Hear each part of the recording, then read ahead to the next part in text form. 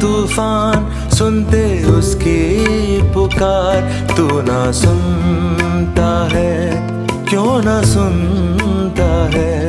वो तेरे द्वार पे है खड़ा और पुकारता है, तू ना सुनता है। उसकी पुकार को सुन और ना हो ना गुम।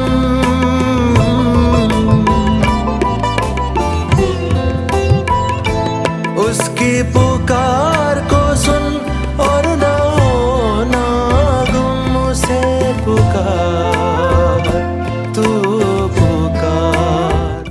प्रभु यीशु ख्रीस्ट के सर्वोत्तम नाम में आपका अभिवादन। पवित्र शास्त्र बाइबिल में 14वें भजन संहिता के 7वें वचन में ऐसा लिखा है, भला होता कि इज़राइल का उद्धार सिय्योन से प्रकट होता। जब यहोवा अपनी प्रजा को दासत्व से लौटा ले आएगा, तब याकूब मगन और इज़राइल आनंदित होगा। भजन संहिता के इस अंतिम वचन में प्रार्थना और शुभ कामना दोनों भावनाओं का समावेश है। सिय्योन से इज़राइल का उद्धार हो।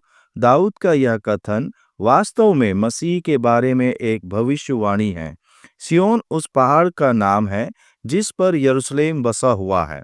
बाद में यरूशलेम को ही सिय्योन कहा जाने लगा। दाऊदपुर अर्थात यरूशलेम दाऊद के राज अर्थात इज़राइल की राजधानी थी। दाऊद ने वाचा का संदूक यहीं लाकर रखा था। वाचा का संदूक अर्थात परमेश्वर की उपस्थिति। इसलिए सिय्योन पर्वत और यरूशलेम नगरी को पवित्र माना जाता है।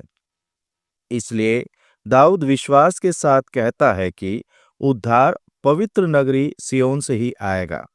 नए नियम में सिय्योन या यरूशलेम नगर स्वर्गीय नगर का प्रतीक है, वहीं पवित्र परमेश्वर का निवास है। प्रभु यीशु मसीह जो स्वर्ग से पृथ्वी पर आया, वही पाप और शैतान के दासत्व में फंसे मानव जाति का एकमात्र उद्धार करता है। उसने मनुष्य के पापों का भारी बोझ क्रूस पर उठाया और सिय्योन अर्थात यरूशलेम की सीमा से बाहर निकल गया। उसी क्रूस पर उसने अपना बलिदान दिया और मनुष्य के उद्धार का कार्य पूरा किया। तीसरे दिन मृतकों में से पुनर्जीवित होकर उन्होंने न केवल इज़राइल के लिए बल्कि पृथ्वी पर संपूर्ण मानव जाति के अनंत जीवन का मार्ग खोल दिया।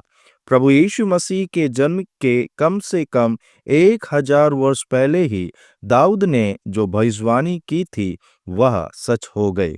जो उस पर विश्वास करते हैं उन्हें पापों की क्षमा और उद्धार प्राप्त होता है।